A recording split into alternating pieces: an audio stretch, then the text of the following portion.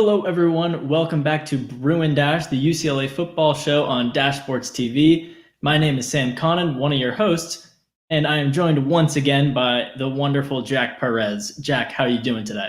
I'm doing so good, Sam. Back in LA, I was home for a little while, but back in one of the most beautiful cities ever. How are you doing today, Sam?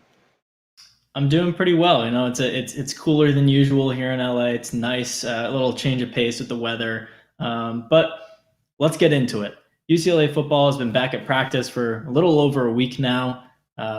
They are extremely confident, and they are really just talking themselves up in these practices.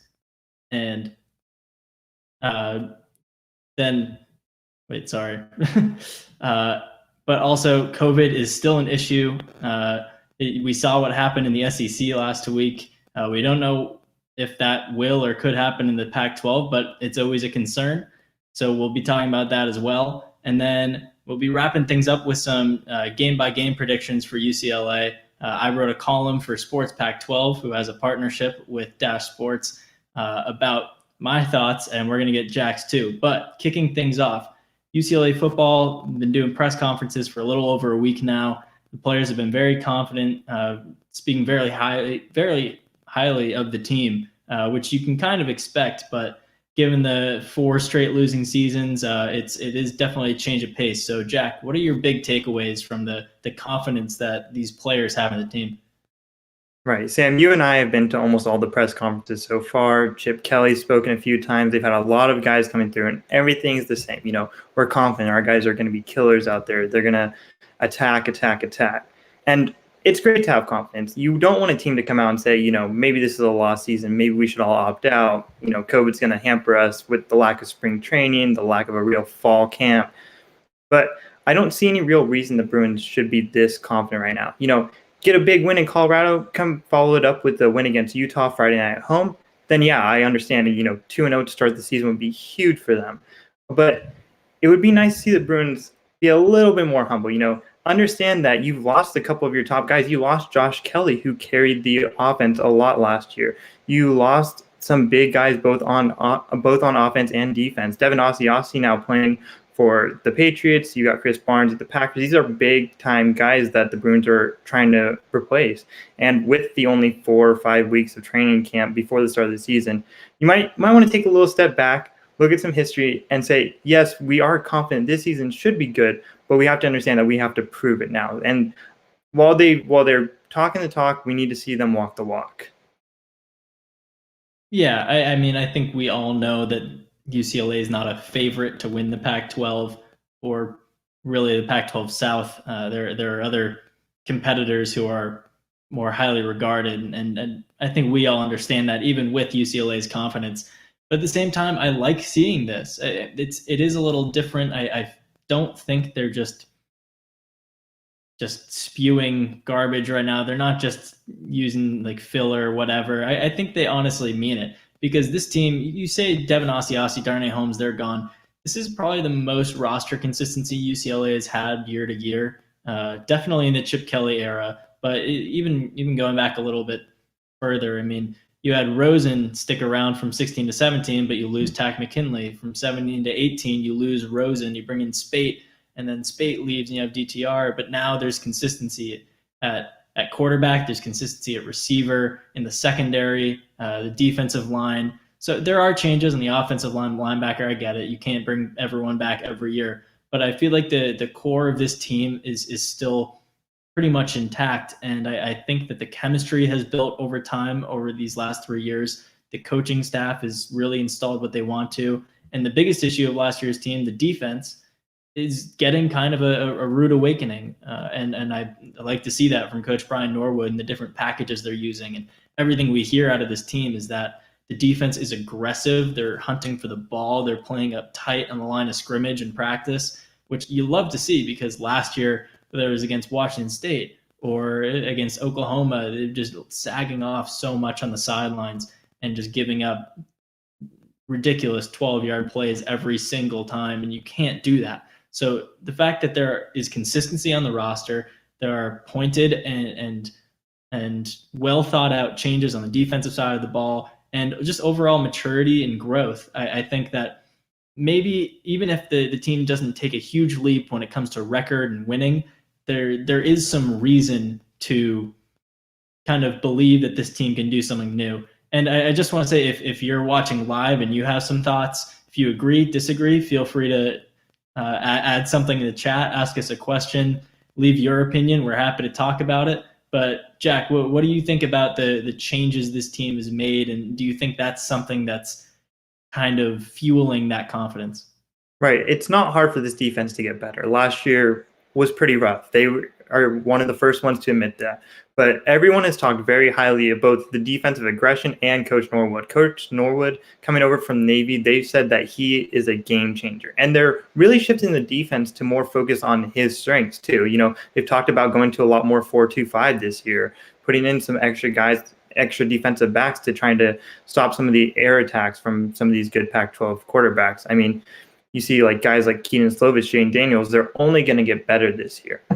Guys are really emphasizing just how the defense is attacking everything. And a big thing with that, like you mentioned, is the chemistry.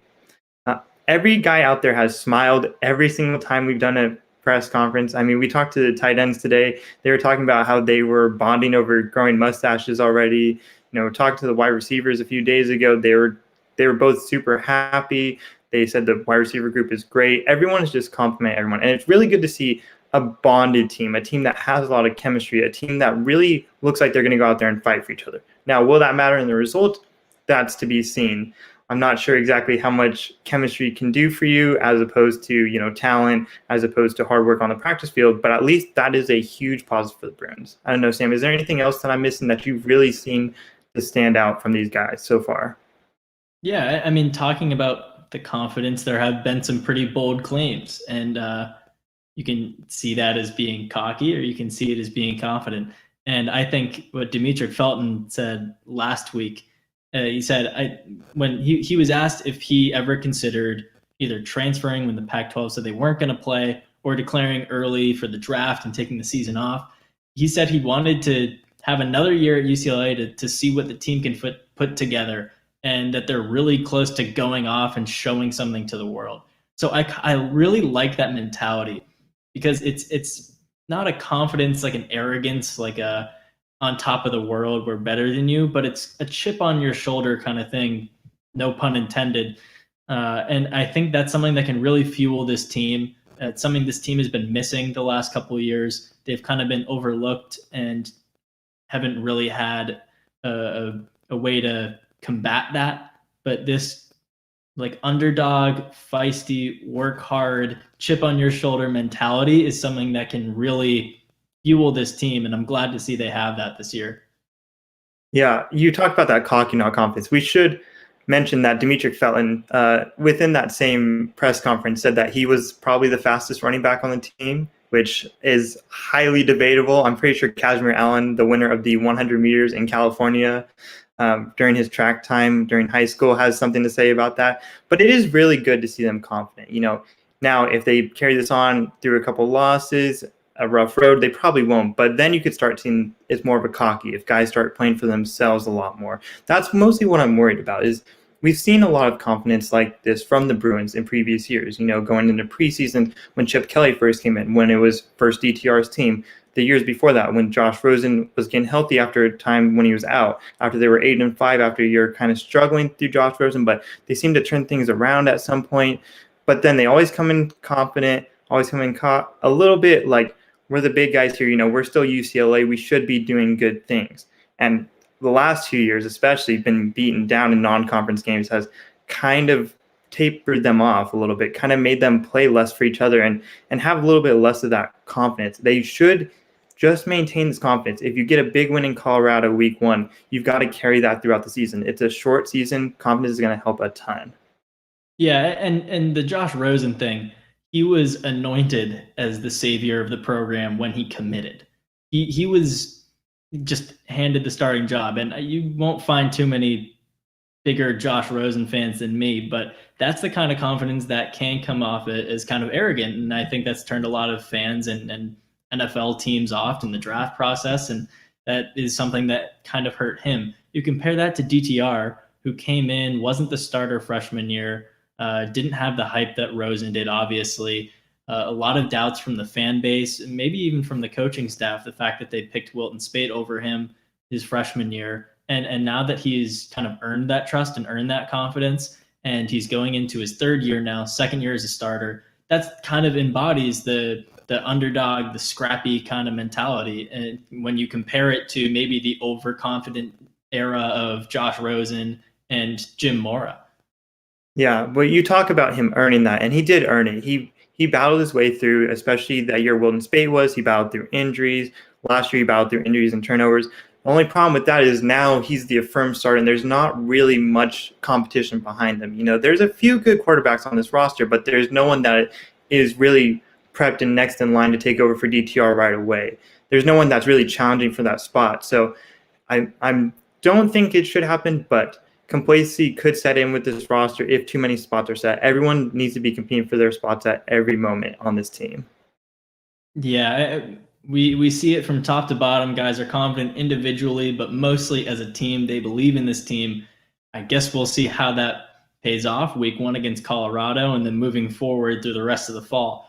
But we'll take that and move on to topic number 2, where UCLA is a couple weeks away from starting, but college football has been going on for just about a month here, a little over a month in the SEC, the ACC, the Big 12, and Sun Belt, and all those other conferences east of here.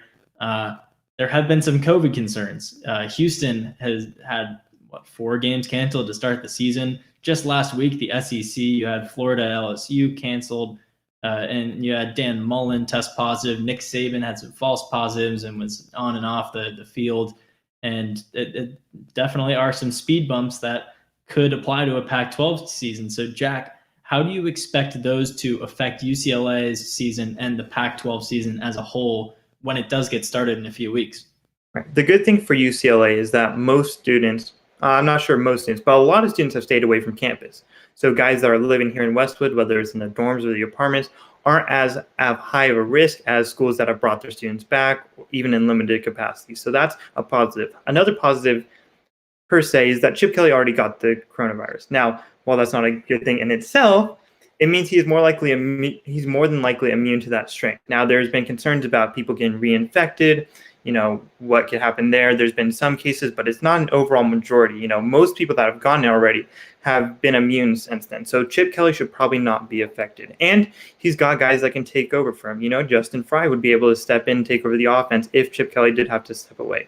The biggest concern for this is like I said, the quarterback position, not really a lot there behind DTR in terms of guys that are just ready to jump in and play right away. The offensive line is a lot thinner now. You've had 2 guys transfer out. Tight end position is pretty solid, but with a guy leaving for the NFL, a guy transferring to Florida State, you're thinner there. It's this team drops even a couple guys, we could see quite a catastrophe. A key guy or two, a DTR going down, a Demetric Felton going out for a week or 2 weeks if they get infected will be a big thing. Now, UCLA is testing them 10 times a week, which is an insane amount. It'd be almost impossible to go that long and have a positive that they can't detect.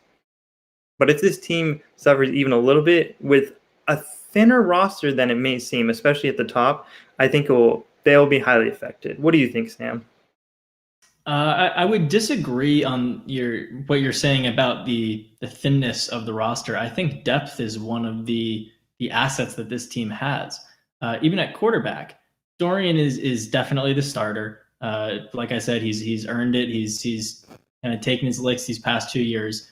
But behind him, you have Colson Yankoff, who is the same class as Dorian coming out of high school and was also a top 10 dual threat quarterback who's pretty good. You have Chase Griffin, who's maybe a little lower on the depth chart, but he was a Gatorade Player of the Year from Texas in high school. So you have talent there at running back. I mean, I know Irby's hurt, but you have Allen. You have just really all across the offensive line, who's lost a lot of pieces from transfers over the past 365 days. They're still too deep at basically every position. So I fingers crossed that no one gets it. And I think with the amount of testing they have, I think it's unlikely that there's going to be a team-wide outbreak. But I think if one guy goes down, it's not going to sink the ship. I mean, obviously, losing someone like Dorian Thompson Robinson would hurt more than losing a kicker or something. But all things considered, I think they have a pretty decent backup situation across the board at almost every position, except maybe linebacker, just because there's a lot of question marks there. I would actually almost disagree with the kicker thing. DTR obviously very important for the team. Quarterbacks are always the most important position on the field, but the kickers are looking a little thin too. Flintoff is now out for the season. He had surgery when they thought the Pac-12 wasn't going to be coming back, so he's now out for the season. So you basically don't have an actual punter on the roster. So, we had J.J. Molson for the past couple of years. That Chip Kelly was able to rely on him. Pretty solid guy from within 40. I don't know at that position. If one or two guys gets it, you're going to be relying on a lot of inexperience. And I think that's the biggest thing I'm trying to convey here. You say you go too deep out the offensive line. You've got guys behind DTR at the quarterback position. That's great, but when was the last time some of these guys have played? When was the last time they've got real good game experience? You're going up to Colorado. That's not an easy place to play ever. Going up to Boulder.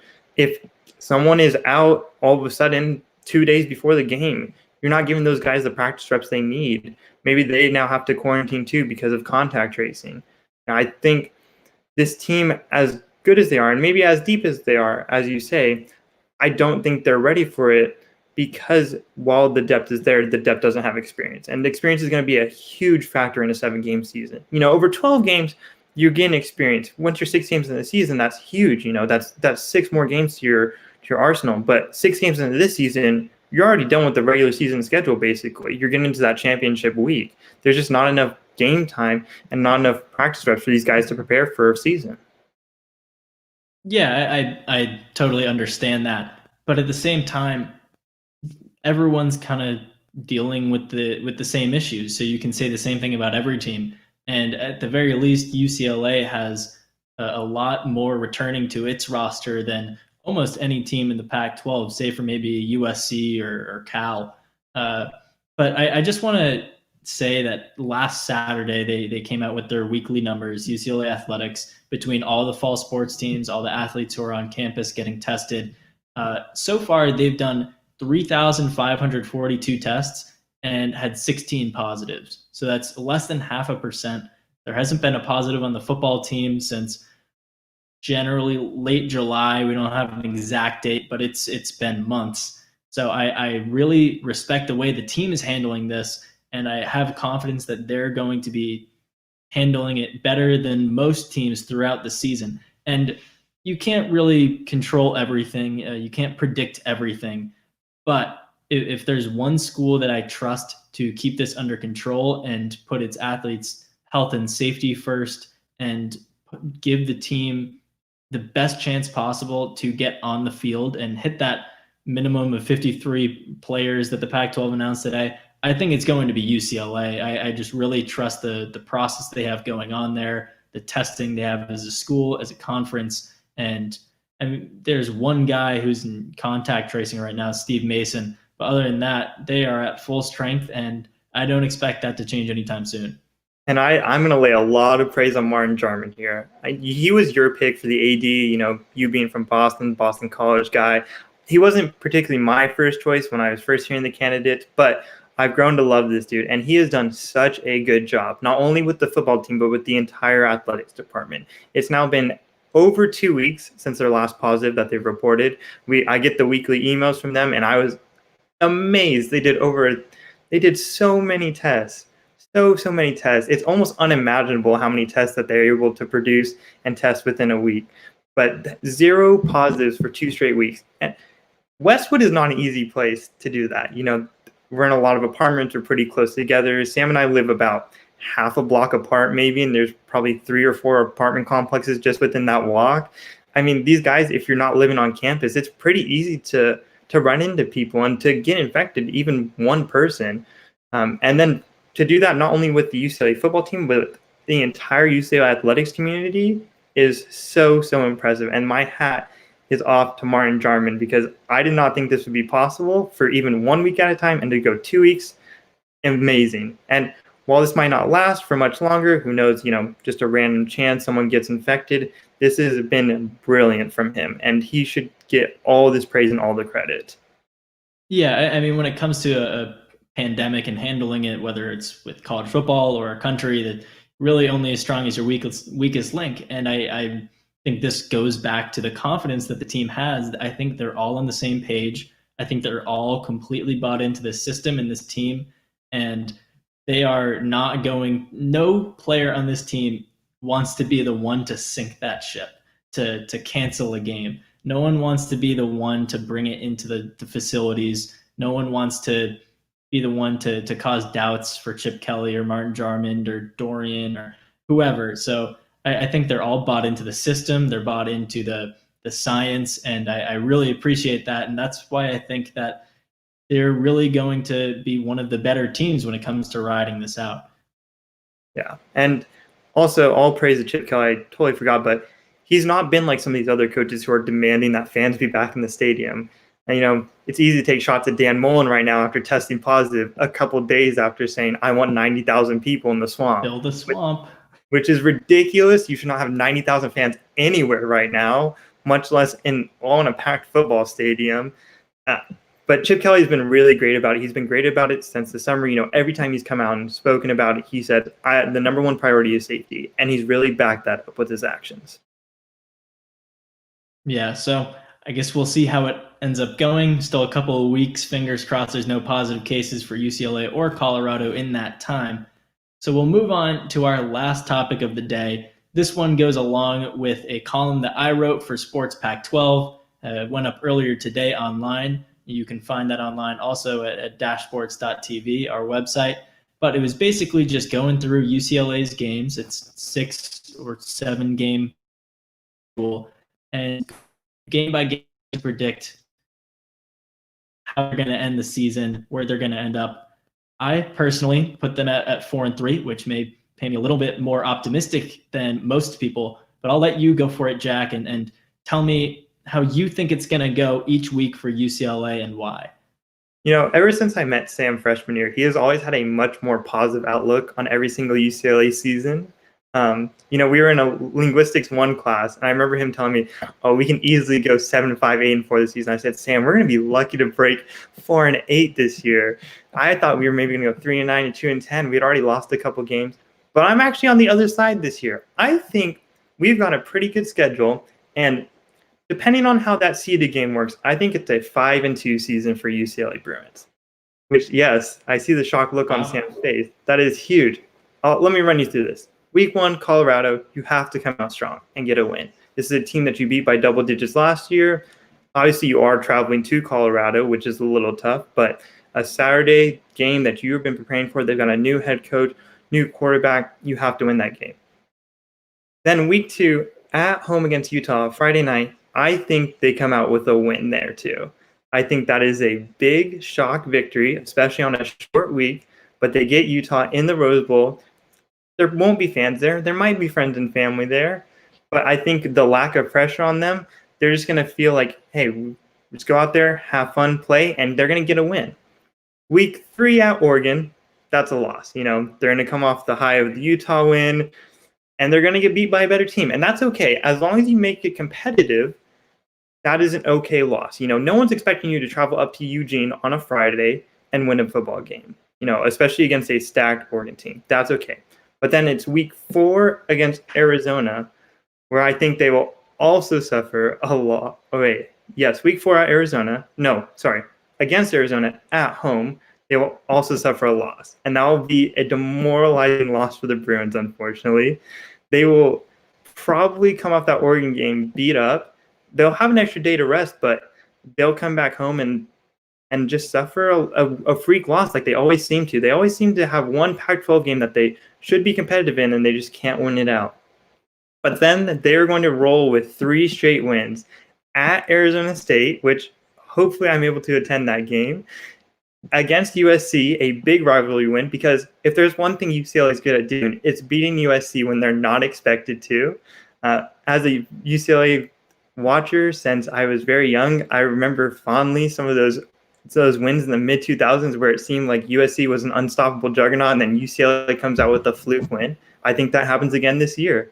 And then whoever they face in that seeded game, which I hope, I'll say this again, I hope it's Stanford. They'll come out with the win and finish with the 5-2 season and go to a hopefully good bowl game. Sam, you've already made your picks on Sports Pac-12, but reiterate them, please, for our audience here. Of course. So kicking things off with a victory at Colorado. I mean, you said it, they have a new coach, but I don't want to oversimplify things here, but when you have a new coach and a new quarterback, week one with limited fall camp, spring camp, that's a killer. So I don't really think Colorado has much of a chance. ESPN FPI favors UCLA by about 20%-ish. So I think that's a pretty comfortable win. Utah, I mean, there's so much roster turnover there.